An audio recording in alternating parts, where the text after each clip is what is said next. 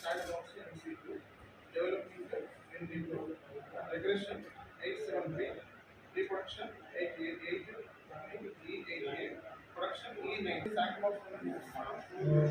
Sandbox సంబంధించి local local global. So ఎక్కడికి వెళ్తాను MCQలోకి వెళ్ళి ఎందుకు వెళ్తాను ఆటోమేటిక్గా ఓపెన్ అవుతుంది. Server same plugin. ఇప్పుడు మీరు రియల్మీ కాన్ఫిగరేషన్ చూడాలనుకుంటున్నారు. సో ఇక్కడ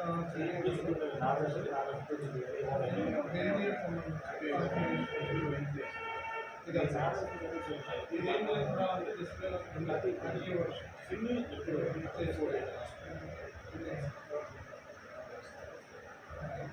సో ఇది జనరల్ ఫార్మేట్ ఎలా అయితే ఉందో అట్లాగే దీని ముందు ఏంటంటే మీరు ఒక క్లయింట్తో ఏంటంటే ఒక కిక్ ఆఫ్ మీటింగ్ పెట్టుకోండి. ఒక కిక్ ఆఫ్ మీటింగ్ పెట్టుకోవాలి.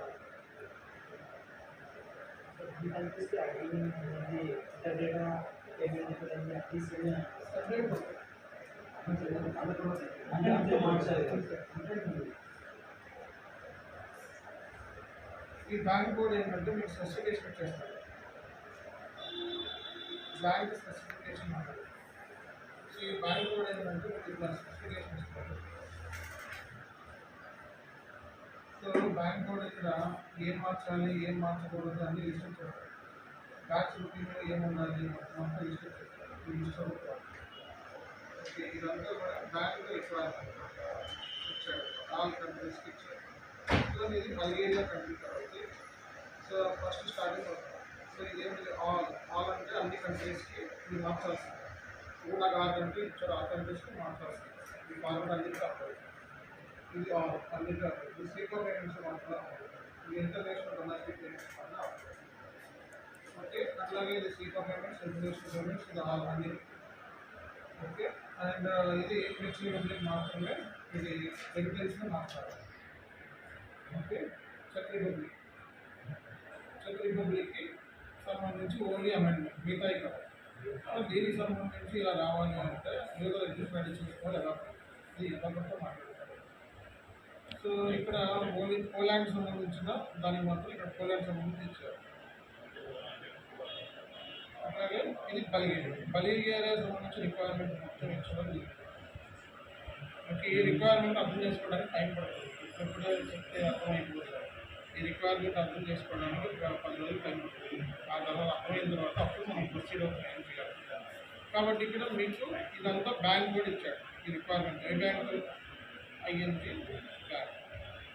ఈ ING బ్యాంక్ కూడా ఈ దీని ప్రకారం మాడిఫికేషన్ చేసి మాకు ఆల్రెడీ ఇది ఇంప్లిమెంటేషన్ అయిపోయింది. బట్ మాడిఫికేషన్స్ కావాలి. ఆ మాడిఫికేషన్ ఎక్కడ చేయాలి, దేంట్లో చేయాలి? DME 3లో చేయాలి. సో దానికి సంబంధించి DME 3లో మనం చేసేటప్పుడు ఫస్ట్ ఏం చేస్తామంటే మనం ఫస్ట్ పేమెంట్ మెథడ్స్ చెక్ చేసుకుంటాం. సో పేమెంట్ మెథడ్ చెక్ చేసే ముందు ఇది దేంతో ఎన్ని కోర్స్తో లింక్ అయింది, పేమెంట్ మెథడ్స్తో ఇది లింక్ అయింది చెక్ చేసుకుంటాం.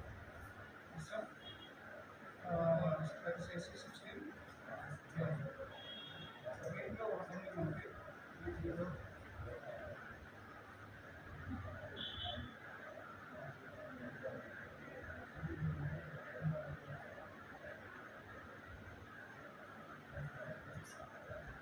పేమెంట్ మెథడ్కి E042 చేయండి.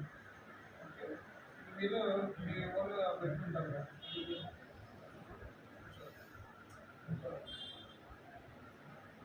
ఇక్కడ మీ ఫార్మేట్ ఇస్తారు.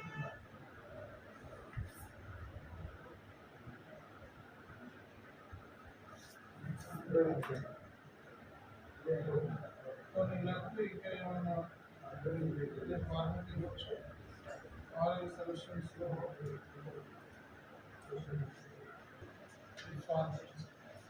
ఈ ఫార్మేట్లో మీ ఫార్మేట్ సెలెక్ట్ చేసుకోవాలి.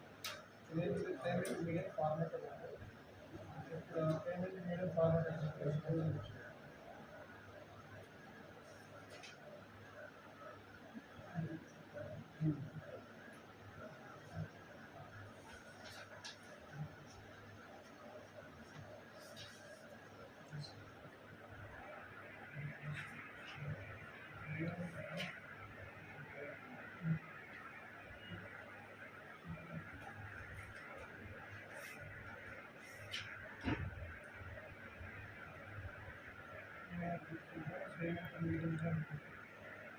ఇంకా ఫార్మేట్ ఈ ఫార్మేట్ ఏమి ఇస్తారు ఇక్కడ మీరు ఆల్రెడీ డిఎన్ఏలో ఇచ్చిన ఫార్మేట్ ఈ ఫార్మేట్ ఎన్ని పేమెంట్ మెథడ్స్ చెక్ చేస్తున్నారు ఏ 1 2 3 4 మీ క్లయింట్ ఏం ఎక్స్పెక్ట్ చేస్తున్నారు అన్నిటికా లేకపోతే ఓన్లీ పీ ఉంటుంది వీటికి బాగానే ఉంటుంది okay P domestic and Q అంటే ఫారెన్ మార్కెట్ నీకు చెప్తానమాట ఈ మాత్రం నీకు మాత్రమే చేయండి మిగతా అంటే నువ్వు చేయాల్సిన అవసరం కానీ ఈ ఒక్క ఫార్మేట్లోనే త్రీలోనే అన్ని పేమెంట్ సెట్టింగ్స్ కాబట్టి domestic transfer and foreign bank okay domestic and foreign bank payment P and Q మాత్రం ఫిట్ చేయాల్సి ఉంటుంది ఓకే సో కాబట్టి మీరు ఇక్కడ ఈ రిక్వైర్మెంట్ ప్రకారం ఈ రిక్వైర్మెంట్ చదివి మీరు చదివి దాన్ని ఇక్కడ మ్యాపింగ్ చేయాలి ఓకే గ్రూప్ హెడర్లో నాకు తెలుసు అందులో ఏమి మోడిఫికేషన్స్ లాంటివి ఏమి లేవు సేమ్ దాంట్లో ఏమైతే ఉంటే అందులో కూడా పెద్ద స్పెసిఫికేషన్ మోడిఫికేషన్ ఏమైతే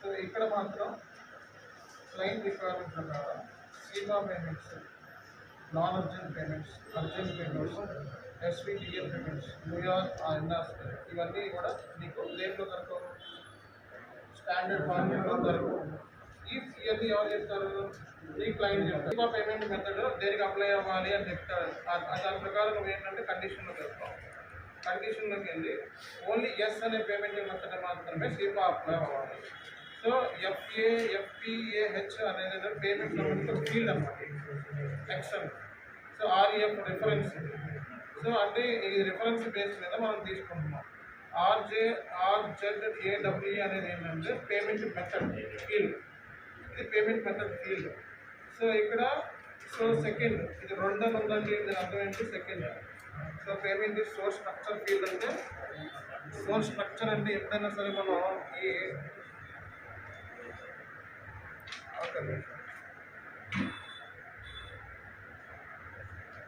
సో ఇక్కడ మనకి ఆప్షన్స్ ఉన్నాయి చూడండి ఒకసారి ఇవన్నీ ఏంటి కాన్స్టెంట్ అన్నమాట అంటే ఏమి మార్చము అంటే కాన్స్టెంట్ స్ట్రక్చర్ ఫీల్డ్ అంటే ఇక్కడ స్ట్రక్చర్ ఫీల్డ్ చేసుకున్నప్పుడు ఇక్కడ కన్ఫామ్గా స్ట్రక్చర్ ఫీల్డ్ సంబంధించిన ఫీల్డ్ యాడ్ చేయాల్సి ఉంటుంది అనమాట ఇక్కడ అండ్ కండిషన్ వచ్చేటప్పటికి ఇక్కడ సో మీకు సీపా పేమెంట్కి క్యూ అప్లై కాకూడదని కండిషన్ ఇచ్చాం ఇక్కడ ఏంటి క్యూ అంటే ఏంటి నాట్ ఈక్వల్ టు అంటే అప్లై అవుతుంది నాట్ ఈక్వల్ టు అంటే అప్లై కాదు అని మన నాట్ ఈక్వల్ అంటే ఏంటి సీపా పేమెంట్ దేనికి అప్లై కాదు పేమెంట్ మెథడ్ క్యూ అంటే ఏంటి ఇంటర్నేషనల్ డొమెస్టిక్ ఇంటర్నేషనల్ సో ఇది నాన్ అర్జెంట్ పేమెంట్కి ఏమి ఇచ్చాడు ఇక్కడ కండిషన్ నాన్ అర్జెంట్కి పేమెంట్కి ఆర్జేడబ్ల్యూ అంటే ఏంటి పేమెంట్ మెథడ్ ఇది కూడా పేమెంట్ మెథడ్ ఈ ఫీల్డ్ మనం ఇవ్వాలన్నమాట ఎఫ్ఏపిఏవైహెచ్ అంటే ఎఫ్ఏపిఏవైహెచ్ అంటే ఓకే ఎప్పుడైనా అదర్ కండిషన్ యాడ్ చేస్తున్నామంటే ఇక్కడ ఏం ఇవ్వాలి అంటే ఇవ్వాలి అండ్ ఇంకో కండిషన్ ఇది కాకుండా ఇంకో కండిషన్ అంటే మళ్ళీ అండ్ లేదా అది కాదు లేదా ఇది అంటే ఆర్ ఇవ్వాలి కాబట్టి కండిషన్స్ అన్ని ఈ కండిషన్స్ మీ క్లయింట్ ఎవరు చెప్తారు ఇది మీ బిజినెస్ క్లయింట్ చెప్తారు